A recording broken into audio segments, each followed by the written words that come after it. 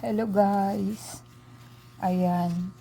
Our content for today is ipapakita ko sa inyo paano gumawa ng mini packet na pwedeng ipalawit sa bag. So ito yung tela niya. Hindi ko na ipakita kung ano yung print niya guys. So ayan, mag-start na tayo.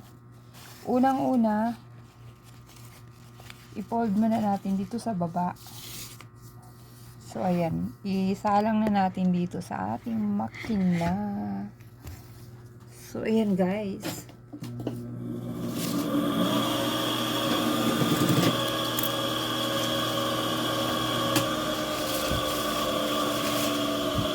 Nakagawa na kasi ako ng maraming fold. Ipapakita ko itong pinakahuli kong i-fold kung paano ko siya buuin. Okay, mag-start na tayo.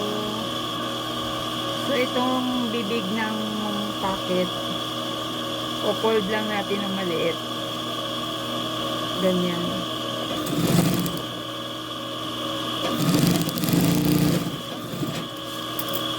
Then, i-fold natin dito sa kabilang dulo ng ng maliit din. Ay, ganyan, malaki pala. Ganyan, i-fold natin ng mga 1 inch. So, ayan, 1 inch.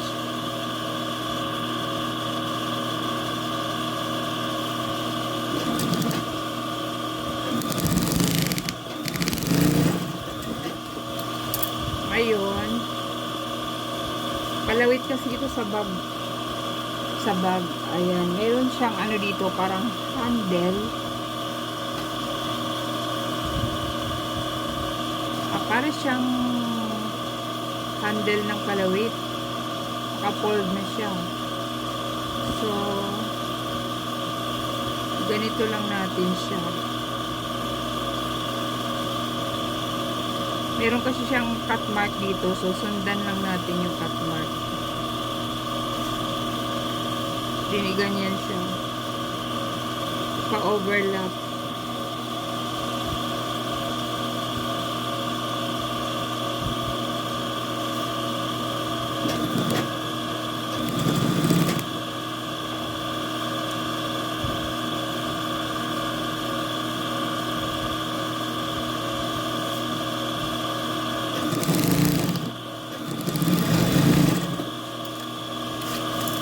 So, ganun din sa kabila. Nakaibabaw yung maliit na fold. So, itong handle guys, ilagay natin sa ilalim. Dito sa loob, siksik natin. Para pag inopen siya,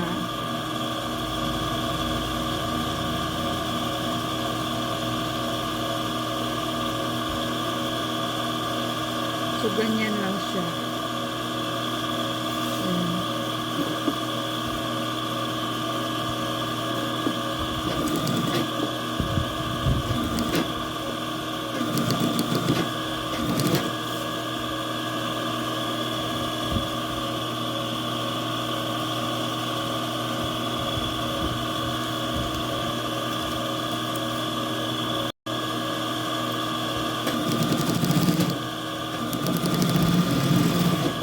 Ay, nawala ng sumulid.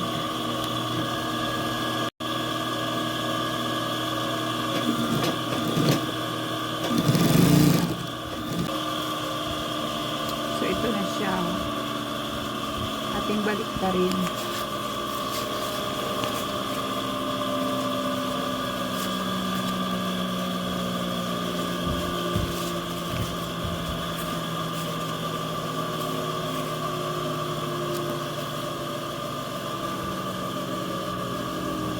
So, ayan na siya guys.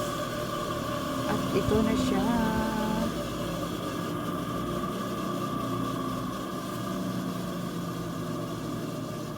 Ayan guys. Itong palawit na ito ay pwede siyang ilagay dito. Itong handle na ito, ang kabilang dulo i-attach doon sa kanyang pinaka bag, yung may bag kasi na malaki ito eh. So, doon naman ito iipit sa handle nun. So, ganyan, nakalawit siyang ganyan. Ayan, magbubuo tayo ng isa pang bag para ito ikakabit natin. So, ito yung mother na bag, mother. Ayan guys, ito yung pinaka-bag talaga. So, ipofold natin sa bibig.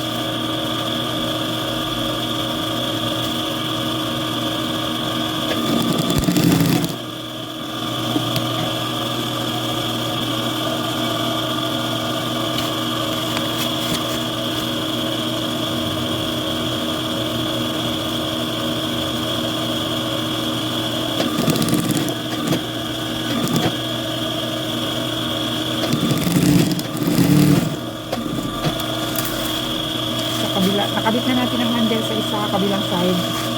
Dito naman tayo sa kabilang side. 1 inch lang yung fold natin.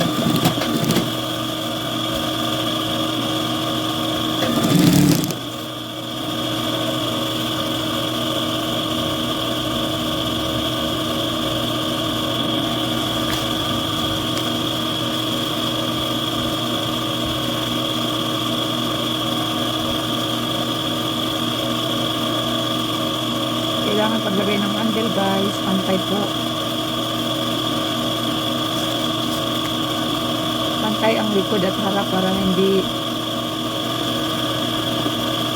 hindi naman nagkakasalisi. At dito na natin isiksik yung dito sa handle sa likod, sa bandang kaliwa, pag nakaharap yung bag. Dito natin ilagay.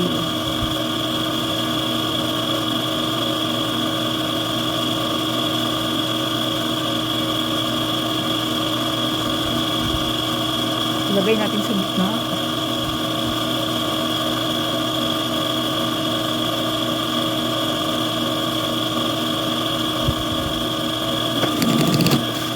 So, ganyan.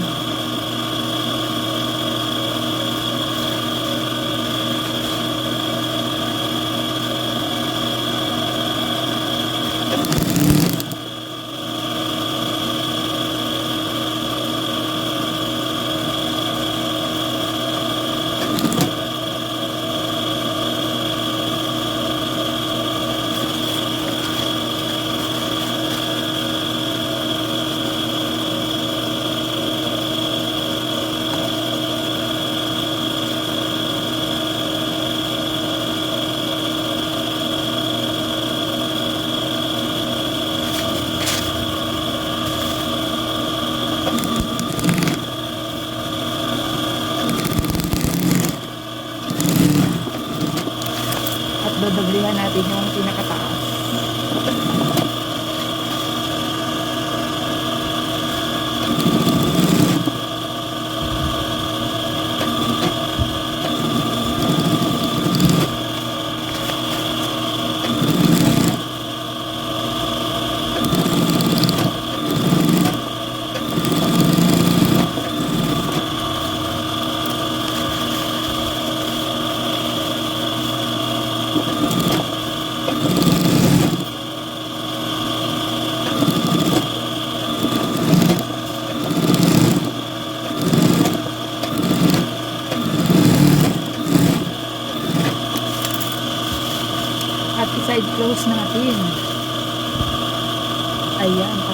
natin yung dulo at ang pinakabibig.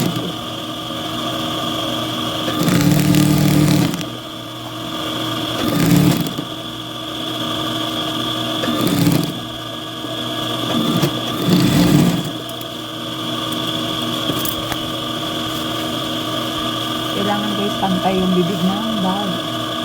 So ayan, ipantay natin.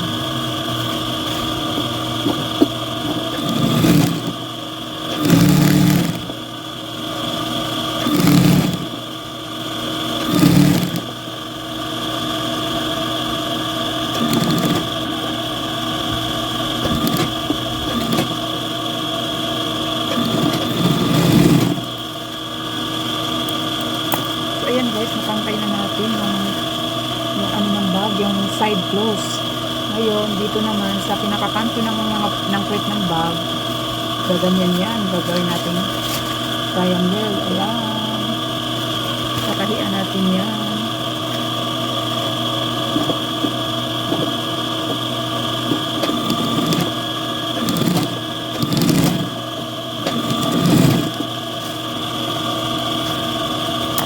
Ayan guys, ganun din gawin natin sa kabila.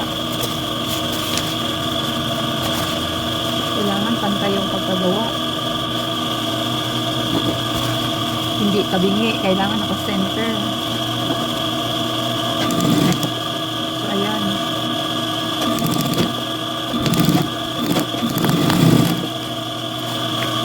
Ayan. Ngayon, babalik na rin na natin. Babalik na rin na natin ang bag.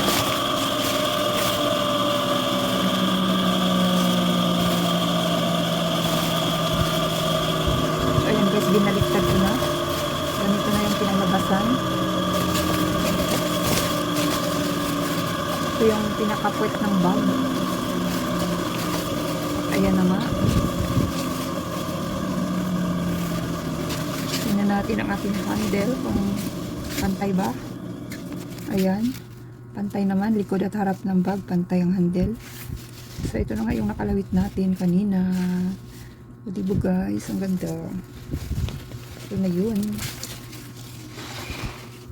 Ito na yun.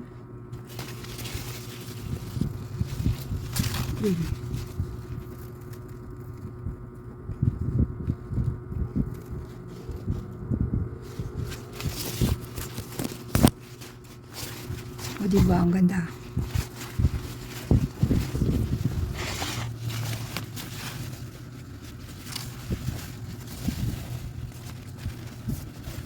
Ayan po yung purpose ng kanyang baby na pouch na nakakabit dyan sa ating handle ng ating mother bag. Mother bag tas baby. Ayan, meron siyang mini pouch. So, ayan ang ating bag. Diba? Ayan. Ayan ang ating bag. So, guys, thank you for watching. Tapos na ang ating paggawa ng ating bag, sample bag.